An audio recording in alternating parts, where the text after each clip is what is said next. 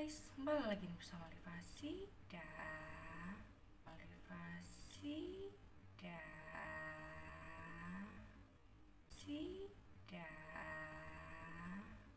jangan lupa untuk di subscribe dan dinyalain loncengnya.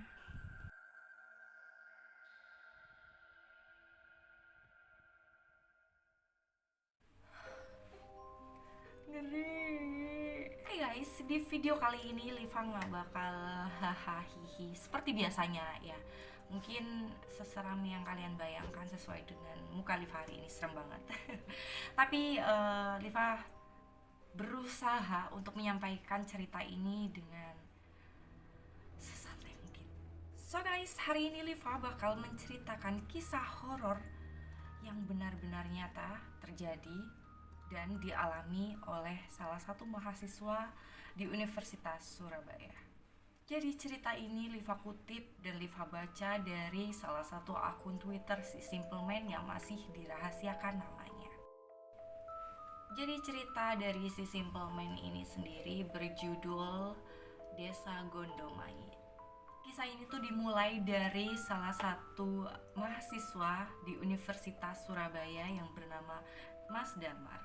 Jadi Mas Damar itu terpilih sebagai ketua di Mapala di universitas tersebut di periode 2011-2012 guys. Setelah Mas Damar diangkat menjadi ketua Mapala 2011-2012, dia mengadakan acara. Nah teman-teman banyak yang UTS pada saat itu, akhirnya banyak banget yang tidak bisa ikut berpartisipasi di acara yang akan dibuat oleh si Mas Damar itu.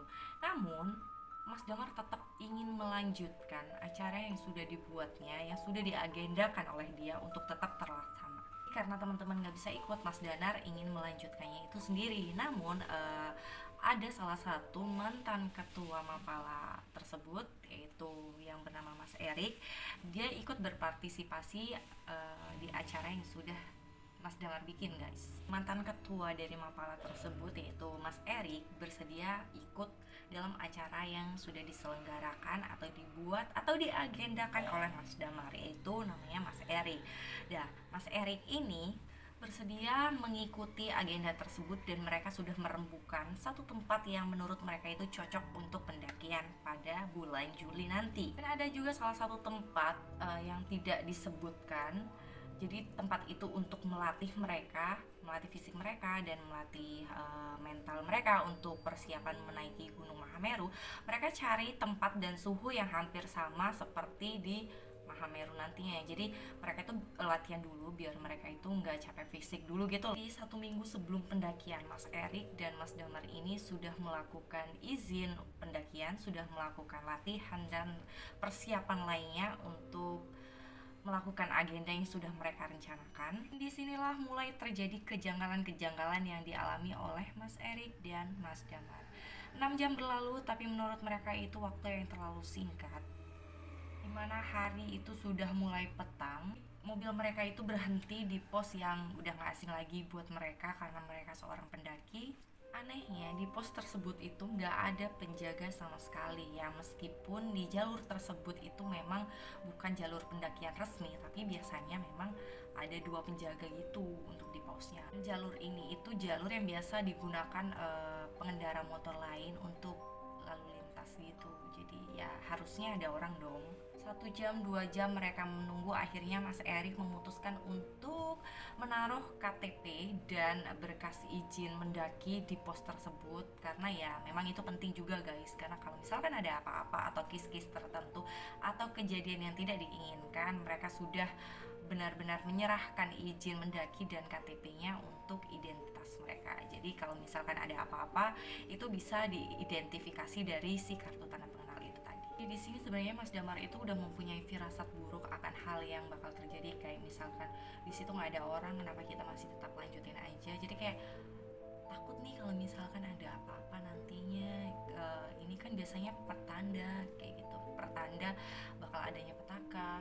Namun dia berpikir ulang juga, tapi benar juga sih yang dibilang Erik, bahwasanya sampai kapan kita nunggu petugasnya ada di sini dan sampai kapan kita menunggu di sini, kita nggak jadi berangkat dong. Mas Damar dan Mas Erik langsung masuk ke hutan untuk melakukan pendakian dan bersiap-siap untuk menemui yang sudah menunggu mereka. Jam sudah menunjukkan jam 8 malam, tapi di hari itu rasanya sudah gelap sekali dan sudah larut sekali. Padahal mereka baru saja melakukan pendakian dan itu pun belum terlalu jauh dari pos pertama.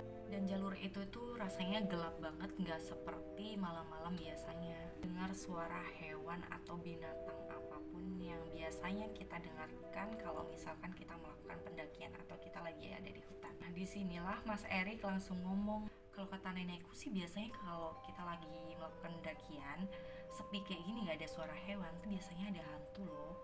Terus Mas Damar menyauti, hus mulutnya jangan ngomong kayak gitu. Si Mas Damar ini sebenarnya sudah ngerasa bulu kuduknya itu merinding dari tadi pas waktu mereka memasuki hutan guys. Tapi dia itu ngerasa bahwasanya kan mereka cuma berdua aja, kok kayak ada pendaki lain ya di belakangnya Erik. Karena dia ngerasain bulu kuduk dia itu sangat-sangat merinding dan itu buat dia aneh banget. Damar ini sering melakukan pendakian dan memang dia itu biasanya juga kadang mengalami hal yang sama, bulu kuduk dia merinding, terus dia seperti diikuti. Tapi menurut Mas Damar kali ini itu sangat-sangat berbeda dan dia merasa sangat terintimidasi oleh apa yang dia rasakan pada malam itu. Namun karena dia melihat Mas Erik tidak merasakan apa-apa atau tidak melihat apa-apa, dia berusaha menghilangkan rasa apa yang dia rasakan tadi dengan melihat Mas Erik yang sedang membuat jalan untuk pendakian mereka. Dan itulah yang membuat Mas Damar agak sedikit tenang. Dan akhirnya guys, mendengarkan suara guys, dan dia itu memanggil Mas Erik, krik krik krik, sini. Apa? Kau dengar suara nggak? Suara apa? Ayam. Suara ayam. Mas Erik membalasnya dengan jawaban yang seperti itu. Iya, masa kamu gak denger sih? Gak ada suara ayam. Itu jawaban Mas Erik guys. Gak ada. Si Mas Damar menyautinya seperti itu. Terus akhirnya Mas Erik dan Mas Damar lihat-lihatan gitu loh, kayak bener gak sih? Tadi tuh suara apa? Kayak gitu. Dan yang menjadi pertanyaan si Mas Damar adalah, kenapa suara ayam itu tidak terdengar oleh Mas Erik? Mas Damar dan Mas Erik memikirkan satu hal yang sama, kuntilanak. Ya, meskipun mereka nggak ngomong satu sama lain, mereka hanya saling tatap-tatapan dan mereka mengerti apa yang mereka rasakan. Jadi setelah mereka mendengarkan suara ayam tadi, mereka kan jalan agak cepat ya. Sembari mereka menghela nafas karena mereka jalan cepat, mereka mendengarkan suara di balik dedaunan, di balik rerumputan yang tadi dipangkas. Salah satu dari mereka sudah disawang itu bahasa Indonesianya sudah diincar oleh makhluk yang sudah menunggu mereka. Berpikir semuanya sudah aman-aman aja, Mas Erik bilang, sialan, bawa bunga sembujo. Jadi bunga sembujo itu kalau di bahasa Indonesia kan adalah bunga Kamboja guys. Jadi ketika kalian melakukan pendakian ada hal atau ada kata-kata yang tidak boleh diucapkan saat melakukan pendakian. Dan benar saja guys, setelah kejadian suara ayam, bau bunga Kamboja, mereka melihat salah satu sosok di belakang dedaunan. Jadi karena si Mas Damar ini tadi buang air kecil, Mas Erik masih penasaran. Dia mendatangi sosok yang tadi dia lihat di balik semak-semak itu tadi guys. Sosok itu dia ingin memanggil Damar dan ingin berteriak, namun mulutnya itu tidak bisa mengucapkan gitu loh guys. Sedangkan si Mas Damar ini izin untuk buang air kecil. Jadi Mas Erik ini melihat sosok tersebut itu di bawah pohon yang tinggi menggunakan baju gelap, entah gelapnya itu warna apa karena memang di hutan juga gelap, dan dia hanya berdiri saja di bawah pohon tersebut. Pada saat itu Mas Erik nyamperin si sosok yang tadi dia lihat dan dia itu fokusnya ke leher sosok tersebut. Yang Mas Erik lihat adalah kepalanya itu noleh ke kanan dan noleh ke kiri. Jadi yang Mas Erik tangkap adalah orang ini gedek-gedek, apa ya bahasa Indonesia yang gedek-gedek, kayak menggelengkan kepala. Tapi ternyata guys itu bukan menggelengkan kepala, melainkan sosok tersebut menahan kepalanya yang sangat besar yang bisa saja itu patah.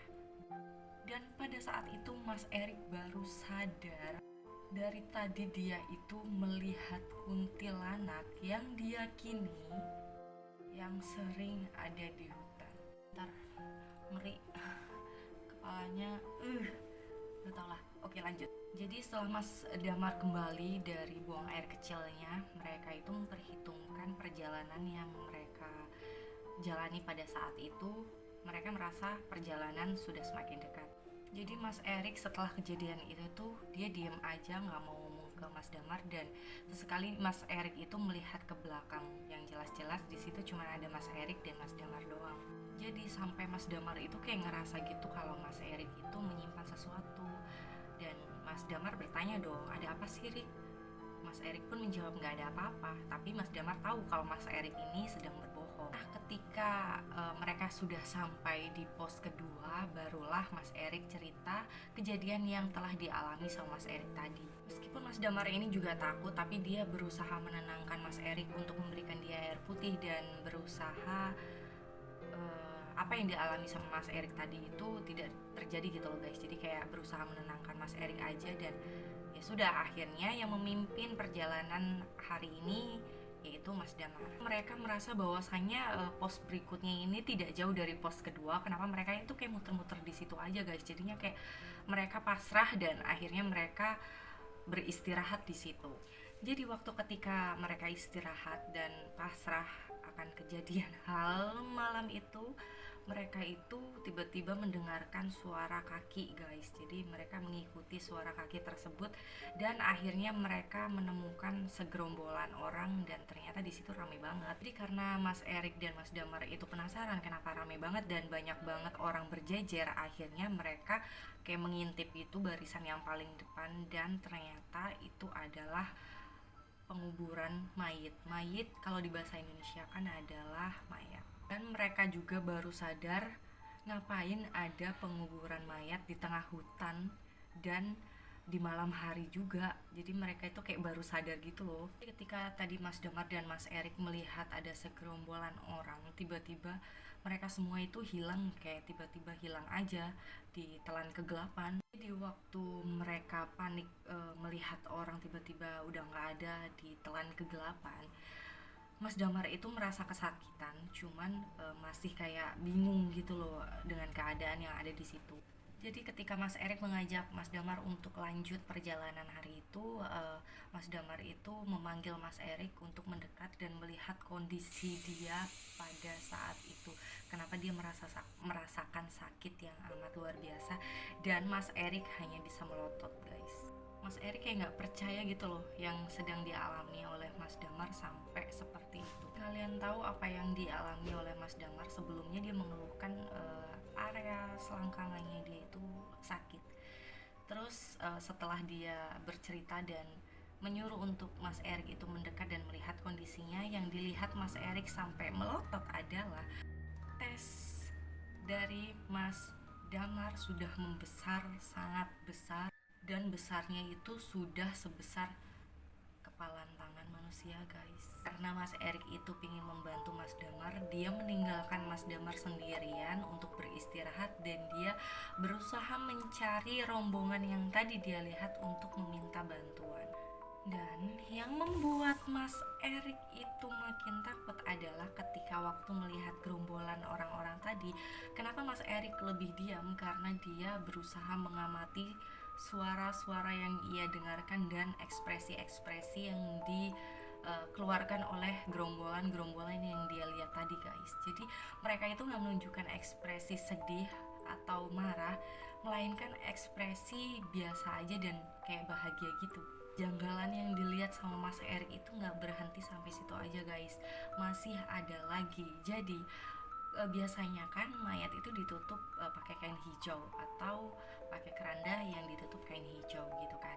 Nah tadi itu enggak, mayatnya itu ditutup pakai kain hitam, dan orang-orang yang membawa mayat tersebut juga memakai warna hitam dan dikelilingi bunga melati. Mas Erik itu masih berusaha berpositif thinking karena dia mendengarkan suara gamelan-gamelan itu tadi. Dia masih berpikir bahwasanya apa yang dia lihat tadi itu beneran manusia. Padahal Mas Erik ini sudah berusaha semaksimal mungkin untuk mencapai tempat atau mencapai tujuan dengan waktu yang pas. Tapi tiba-tiba rombongan itu udah nggak ada gitu kan. Padahal menurut logikanya Mas Erik, nggak mungkin dong mereka gendong mayit kemana-mana dengan medan yang naik turun seperti ini. Mas Erik merasa putus asa tidak menemukan orang-orang tadi, akhirnya dia memutuskan untuk kembali ke Mas Damar. Nah, di perjalanan tadi waktu ketika dia mau balik ke Mas Damar, dia itu melihat nenek-nenek di depannya menggendong kayu bakar. Lihat dari jauh Mas Damar itu lagi ngobrol sama orang asing. Nah, orang asing itu menawarkan bantuan ke Mas Damar dan Mas Erik untuk tinggal atau menginap sejenak di persinggahan orang tersebut. Orang asing tersebut yaitu nenek-nenek yang bawa kayu tadi yang dilihat sama Mas Erik. Mungkin pada saat Mas Erik itu meninggalkan Mas Damar sudah bercerita ke nenek tersebut dan akhirnya nenek tersebut bilang, mampir aja ke rumah saya, nanti sekalian saya jelaskan apa yang lagi terjadi sama Mas Damar. Nenek tersebut juga menjelaskan apa yang terjadi sama Mas Damar ini adalah weltu. Damar pun juga bertanya, apa itu Nek weltu? Jadi sembari nenek ini mengobati si Mas Damar, nenek ini juga menjelaskan weltu yaitu artinya leluhur. Jadi ingat nggak kalian tadi sama Mas Damar yang izin buang air kecil? Nah, penunggu dari sungai ini itu marah sama Mas Damar karena Mas Damar itu dianggap sudah mengotori air sungai tersebut, guys. Penunggu dari sungai tersebut itu marah karena tanpa Mas Damar sadari, Mas Damar sudah mengencinginya. Akibatnya kemaluan dari si Mas Damar itu diselentik, kalau bahasa Indonesia itu kayak disentil oleh si penunggu yang sudah dikencingi sama Mas Damar tadi. Awalnya Mas Damar dan Mas Erik ini ragu dengan penjelasan yang dijelaskan oleh nenek tadi. Jadi ketika nenek ini menawarkan ke Mas Damar dan Mas Erik mengikuti dia di desa tempat tinggalnya, akhirnya terpaksa Mas Erik dan Mas Damar mengiyakan karena mereka tidak tahu harus berbuat apa, tidak tahu lagi cara keluar dari tempat itu. Jadi ketika perjalanan si nenek ini bercerita banyak ke Mas Damar dan Mas Erik dan si nenek bilang termaksud Wanggul yang mengikuti Mas Erik. Dan Mas Erik langsung kaget dong dengan muka kagetnya dia bertanya, Wanggul itu apa nih? Jadi si nenek itu membalikkan badannya dan menunjuk jauh di sana. Wanggul itu tempat wanita yang ada di sana. Hantu wanita yang ada di sana yang lehernya patah karena kecelakaan. Dan nenek pun itu bertanya ke Mas Erik, wangi apa yang kamu cium dari tadi? Mas Erik pun mengatakannya, sembujo mbah. Nenek pun menjawab kalau bau sembujo gak apa-apa, berarti gak berbahaya, kecuali bau-bau yang busuk itu baru berbahaya. Terus Mas Erik masih panik dong, dia tanya, terus sampai kapan mbah dia ngikutin saya? Mbah pun menjawab, nanti biarin, nanti dia pergi-pergi sendiri. Buset. Kalau Liva yang digituin ngeri coy.